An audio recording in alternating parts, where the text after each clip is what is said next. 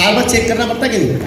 अगर कोई इंसान वेंटिलेटर पर रहे तो नर्स और डॉक्टर आके बार बार क्या करते हैं कि कहीं इसका विकेट गिरा तो सारे लोगों के विकेट सही सलामत है जी, पता कैसे चलेगा? और देखो ताली बजाना बहुत जरूरी है। कितने लोग जानते हैं कि हम पूर्वज में क्या थे जी? पक्का मतलब हम किसके वंशज हैं? बंदरों के। मानते इस बात को आप? तो बंदरों ने अपने कामयाबी के लिए ताली बजाई, उनकी पूंछ गायब हो गई। ये सब लोग आप अपने कामयाबी के लिए ताली बजा दो, गरीबी की रेखाएं मिट जाएंगी।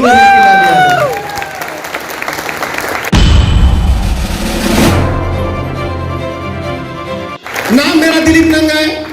पहले ही बताया मैंने कि 5 साल 3 महीने और 24 दिन से इस बिजनेस को जी रहा हूं। जी क्या रहा हूं, जो पहले करता था सिर्फ उसको चेंज करके आईएमसी का बिजनेस के सारे प्रोडक्ट में यूज कर रहा हूं। यूज करते करते जब हमने बहुत सारे लोगों को घूंगा कि हमारे पास ये नहीं वो नहीं है, मैं जिस दिन आईएमसी बिजनेस को स्टार्ट किया मेरे पास खुद का साइकिल भी नहीं था। मनोज कुमार सिंह सर के साथ मेरी मुलाकात एक चलती हुई ट्रेन में हुई। वो किसी और को आईएमसी का प्लान चिपका रहे थे, चिपक मैं गया। अगर चिपकने से 1 करोड़ 17 लाख रुपए की इनकम आ सकती तो चिपकना अच्छा है कि नहीं? यस।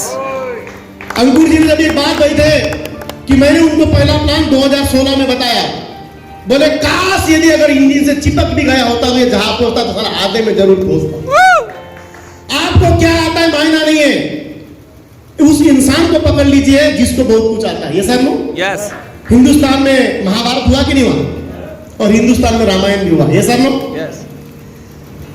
महाभारत जब हुआ तो उसमें एक तरफ 100 कौरव थे और 5 क्या थे? पर पांडवों के बाद एक कोहिनूर था जिसका नाम क्या था? कृष्णा। श्री कृष्ण। और कौरवों के पास एक शकुनी था। मतलब कहने का मतलब है बुद्धिमत्ता वाले चालू चपरासी करके आप अमीर नहीं बन सकते। जब महाभारत हुआ दोनों भाइयों के बीच में युद्ध हुआ या नहीं हुआ? और युद्ध जब हुआ तो उसमें कहा गया कि मार बोले द्रोणाचार्य को। अर्जुन क्या बोलता था कि नहीं ये मेरे गुरु है, मैंने उनसे क्या लिया? गुरु ग्रहण किया, मैं इनको मार। बोले मार पितामह भीष्म को। क्या बोला गया? बोले नहीं ये तो मेरे पिता जैसे। बोले मार द्रोणाचार्य को। क्या बोला? बोले नहीं ये तो मेरा भ्राता। ये सर नो हर बात में किंतु परंतु थे, क्योंकि उसके दिमाग में पूरे कोरोना के जंतु थे। हाँ जी। दूसरी तरफ रामायण हुआ, जब माता सीता का अपहरण हुआ, किडनैपिंग हुआ, और पता चला श्री राम जी को कि माता सीता कहां पर है जी?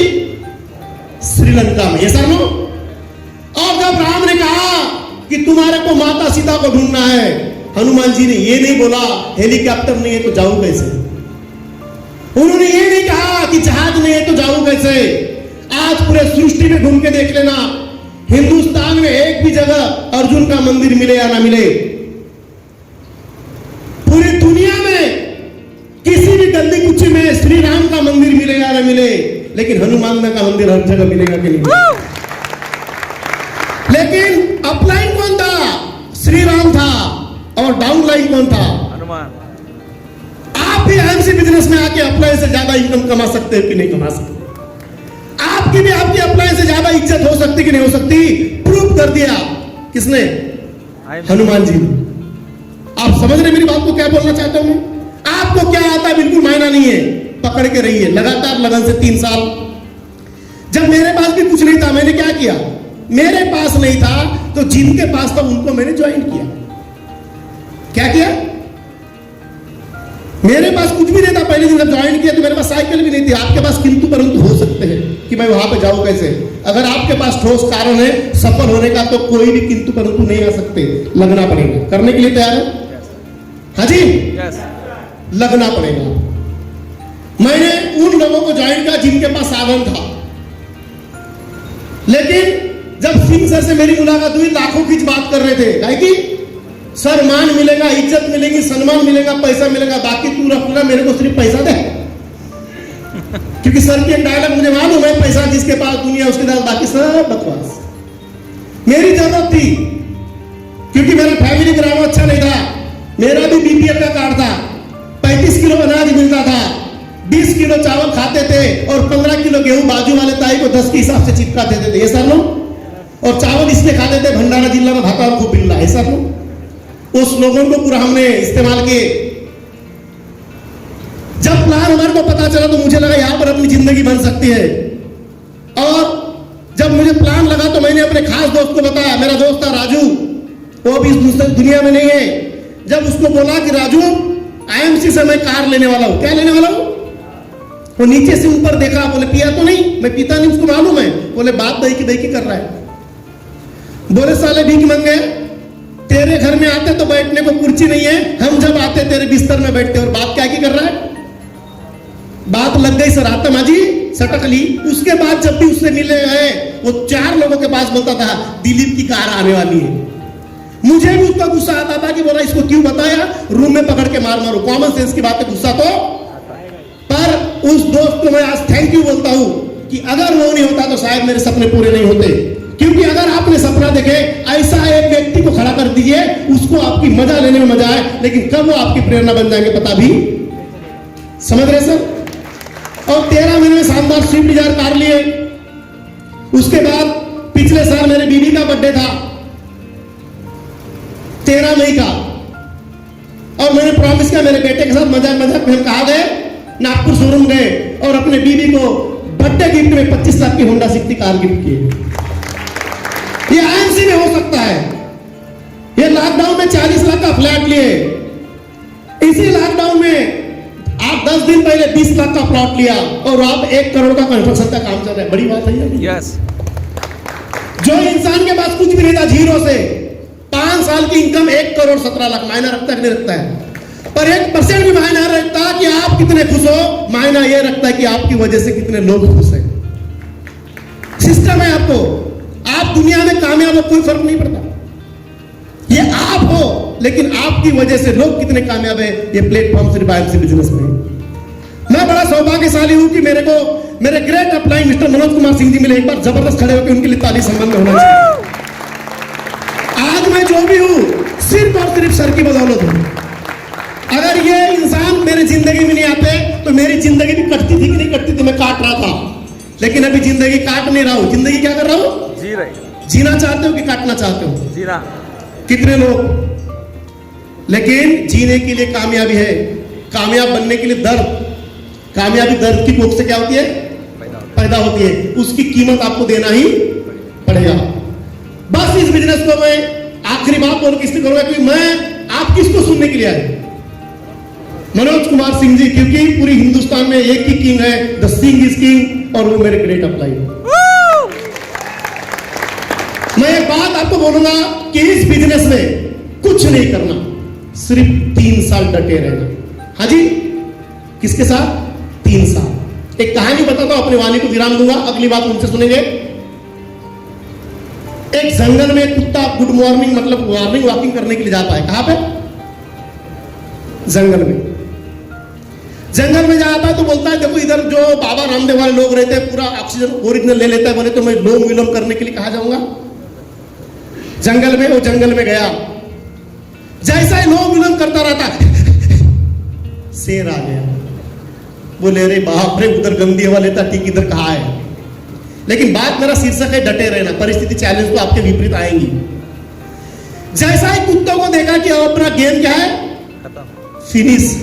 लेकिन कुत्ते ने क्या किया? आजू बाजू के 4-5 हड्डी को जमा किया और खा रहा है। जैसा ही शेर उसके पास आया, ये क्या बोलता है कि शेर का मांस खाने में बड़ा मजा आ रहा है।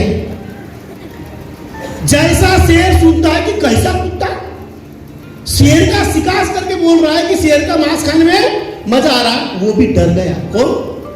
बोले इससे पंगा नहीं लेने का, क्योंकि इसने किसका खाया है मांस?